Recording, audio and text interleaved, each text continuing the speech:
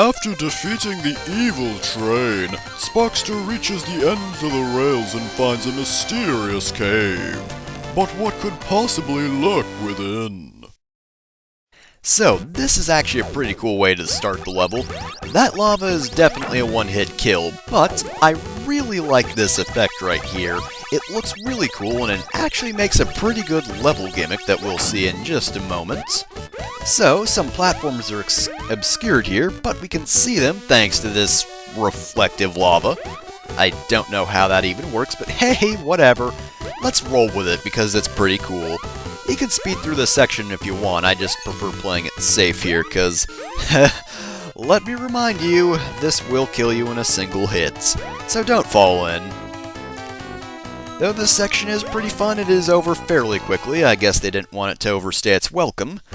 But we move on to a much more annoying section.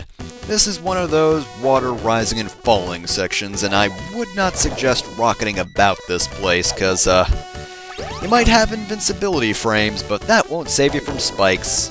These fish are pretty annoying, too. They're the kinds of enemies that just sort of come out of nowhere and you don't really see them coming. Thankfully, they do disappear around this point.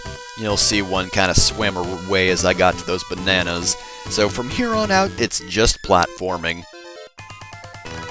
You can swim diagonally through there, but I think it's safer if you just wait at the top and allow the water to fall and let that guide you through. But you definitely do have to rocket past this little area right here. Because let me tell you, you're not making that jump. And with that section over and done with, I guess we'll move on to something else now, right? Uh-oh, looks like that door's locked, so that can only mean a mini-boss. So as the battle begins, charge up your jetpack because you can ram straight into him and get a bunch of free hits, actually. So the way this battle works is he has those two claws here. The one on the right will defend him and the one on the left will attack. He can take some quick sucker punches, but once he moves faster like that, either be rocketing into him or jump out of the water. Usually by the time you react to him, he won't attack you out of the water. Like that, sort of. There's a better example here somewhere. These claws are destructible. You can't ram into him enough to destroy him. Yeah, see, like that, he was aiming for me. He aims for where you go, so by the time he gets to you, if you jump out of the water, he won't be able to get you. But anyway, yeah, you can destroy the claws. You'll probably destroy the one to the right just because it's always defending him. The one to the left doesn't change up its AI once you destroy the one to the right, though. You probably won't destroy that one just because it's not in the way as much. This guy does have a bit of health, but once you take care of that right claw, this really isn't too bad. Yeah, see, he's already done. Not bad at all.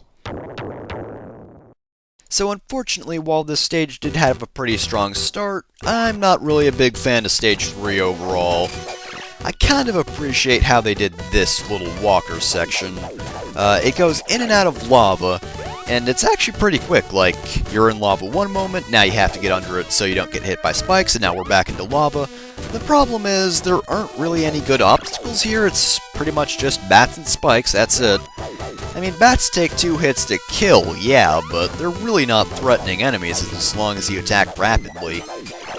They're not a problem at all, and it's easy to get out of the way of the spikes. I mean, you might make a dumb move and accidentally jump into lava or something, but that's probably going to be the worst you do, if that. And yeah, even though we do move pretty quickly, yeah, it's not a very good section overall. And speaking of not good, third boss of the game is this guy. He's going to start off by devouring some platforms. Some are on the bottom, some are on the top. Over time, the bottom ones are going to get faster. There aren't as many platforms on the top, though, so well, you can't stick on the bottom and actually, you know, not be devoured by him or and fall into lava. It's just much more difficult. After that, you have to dodge a few fireballs, but he does actually release health for some reason. Probably because this battle is annoying. And be prepared for when he spits his own pilot at you for some reason. I don't know why he does that. It seems kind of dumb, but whatever. Anyway, this time the top platforms are going to be moving quickly, and quite frankly, I actually find this more difficult to deal with than the platforms on the bottom moving quickly. I don't know why, but I botched this a lot more on those segments than I did on the bottom platform segments.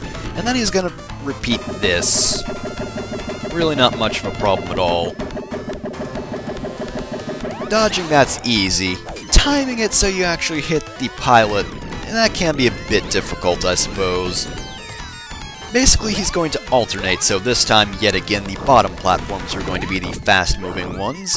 And whenever he submerges beneath the lava, you're going to want to get on the side he was on, so I'm going to want to go to the right now.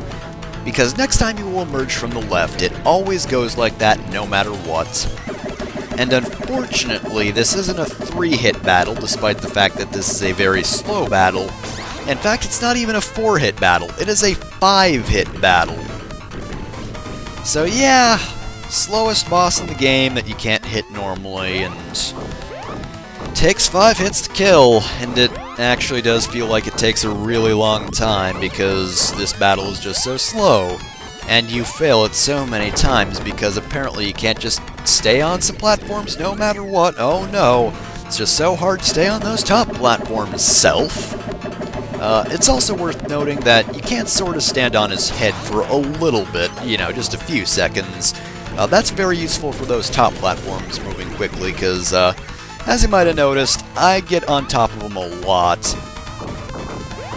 So yeah, thankfully you can't hang out on him for a moment, because otherwise this battle would screw me over more than it already did, and trust me, it did screw me over a lot. I had to repeat this stage so many times because of this guy. Thankfully though, we are on the last hit, and since this isn't a problem to dodge, we got this in the bag. And you're finished.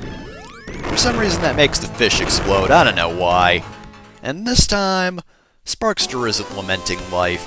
He's smug as smug can be. Look at him. Look at that pose. He has got that 90s dude going on. You can't even argue with that, because otherwise he will slang at you so hard.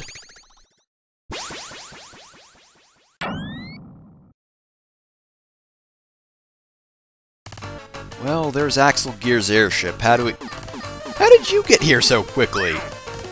And why does your dino look so goofy? It's a goofy looking dino, I gotta say. Ah well. He's going to launch us into the airship. And I'm pretty sure this can only be a good idea.